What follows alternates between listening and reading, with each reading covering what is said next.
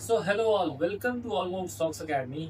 आज हम बात करने वाले हैं क्रेडिट स्प्रेड्स के एडजस्टमेंट की। तो पार्ट वन में आपने देखा होगा कि हमने कैसे क्रेडिट स्प्रेड्स लगाए, क्योंकि यहाँ पे क्रेडिट स्प्रेड्स लगाने का जो वे है वो ज़रूरी है मालूम होना। तो अगर आपने नहीं देखा तो डिस्क्रिप्शन बॉक्स में आपको लिंक मिलेगा, प्लीज़ गो थ्रू दैट। क्योंकि क्रेडिट स्प्रेड्स हमें अच्छी श्योरिटी वाले क्रेडिट स्प्रेड्स लगाने चाहिए जिनकी प्रोबेबिलिटी हाई हो, रादर देन हम यहाँ पे क्रेडिट स्प्रेड्स लगाएं। हम थोड़ा सा ब्रीफ अप करेंगे और अब आज हम देखेंगे कि उसका एडजस्टमेंट कैसे करें और कैसे हमारा रिस्क रिवॉर्ड हम मैनेज कर पाए।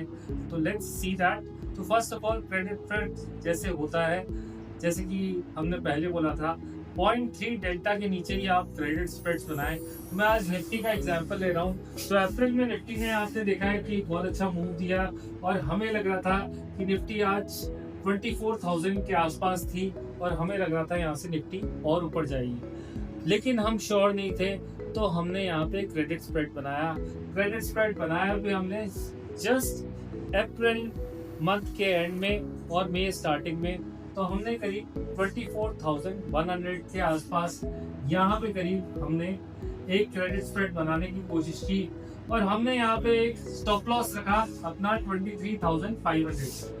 तो हमें लगा कि ये 23,500 से नीचे निफ्टी नहीं जाएगी और इसलिए हमने ये क्रेडिट स्प्रेड बनाया।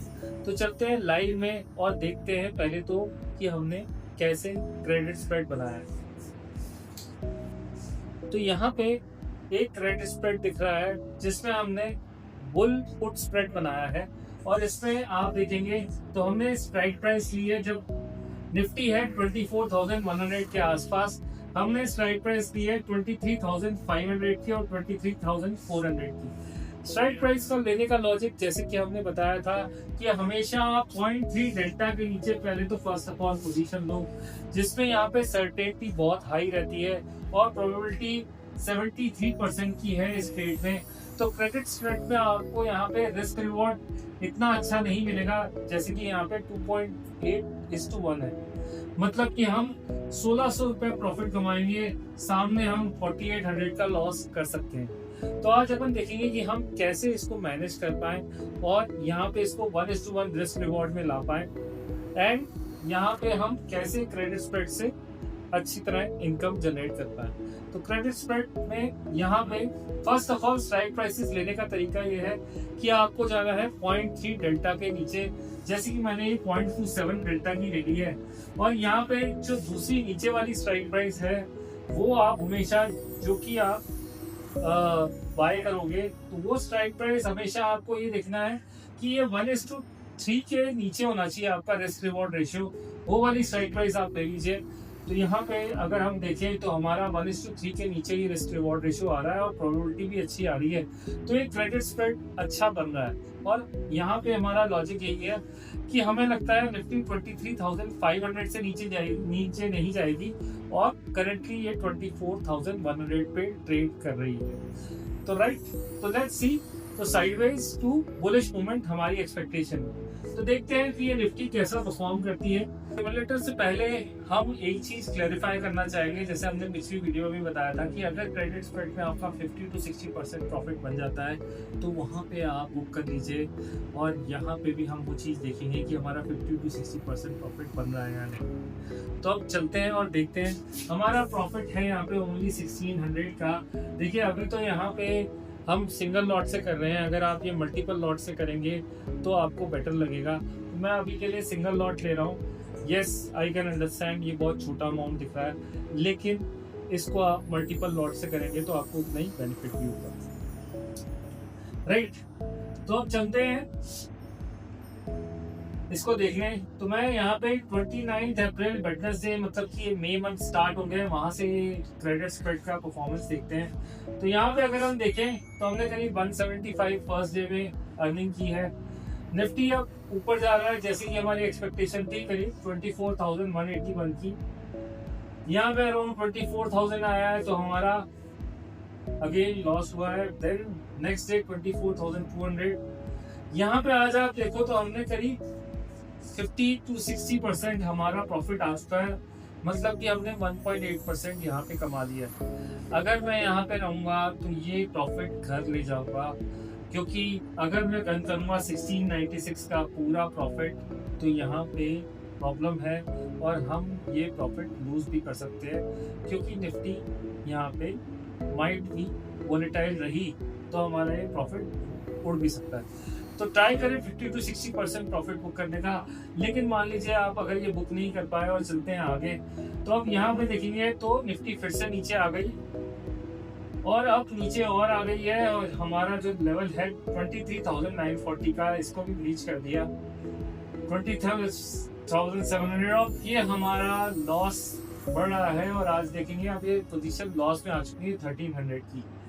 हमें यहाँ पे एडजस्टमेंट कब करना है, जब हमारा सेकंड लेग है 23,400 का। जब तक ये 23,400 को नहीं छूता या उसके आसपास नहीं रहता, तब तक हम एडजस्टमेंट यहाँ पे बिल्कुल नहीं करेंगे।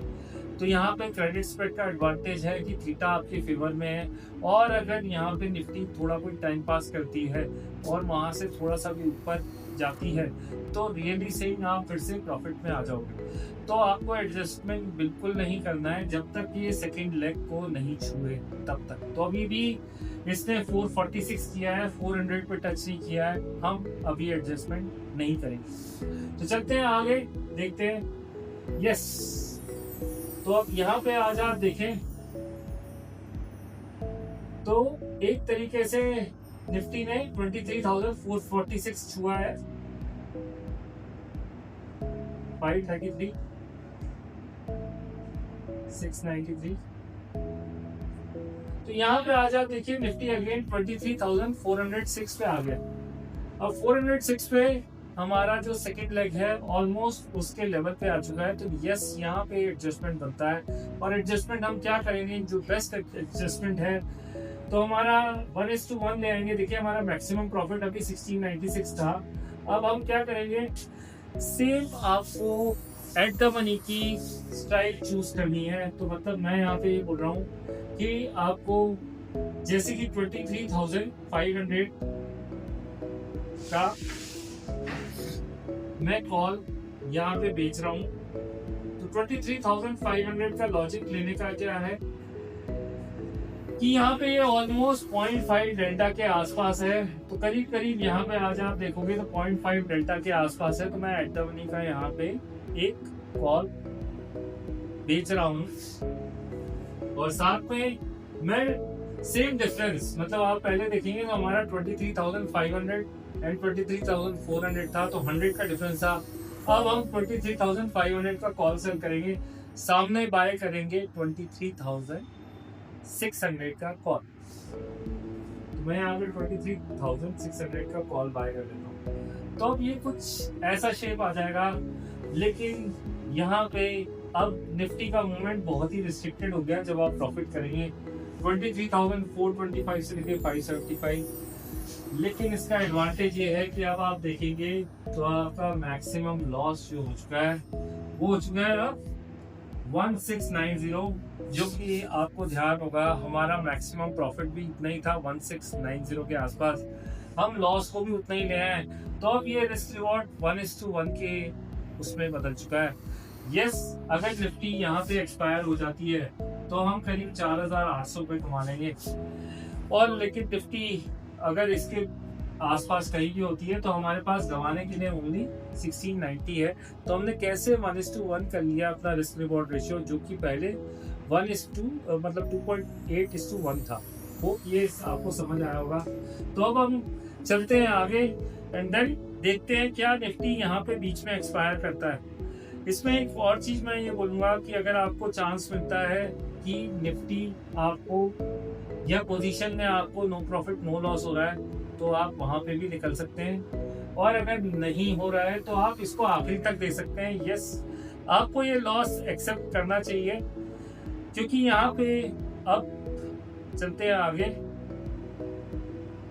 तो अभी आप देखिए तो लॉस करीब 1274 का हो गया, जो कि एक टाइम पे 4,500 का हो गया था। अब हमने इसको 1274 पे ले आए, तो ये लॉस ऑलमोस्ट 1100 1500 घूम रहा है, अभी ये 1800 गया है। बट मैक्सिमम लॉस अभी अगर एक्सपायरी आ गई है तो 26 मई की एक्सपायरी है, और आप देखेंगे कि ये ऑलमोस्ट उस दिन हमारा जो लॉस है वो करीब करीब 1690 पे आ चुका है, जो कि हमारा मोस्टली लॉस आना चाहिए था। तो यहाँ पे आज आप देखेंगे तो हमने अपने रिस्क को भी मैनेज किया, स्लाइटली लॉस लिया, लेकिन कैसे अपनी पोजीशन को मैनेज करके हमने उसको 1:1 पे ले आए।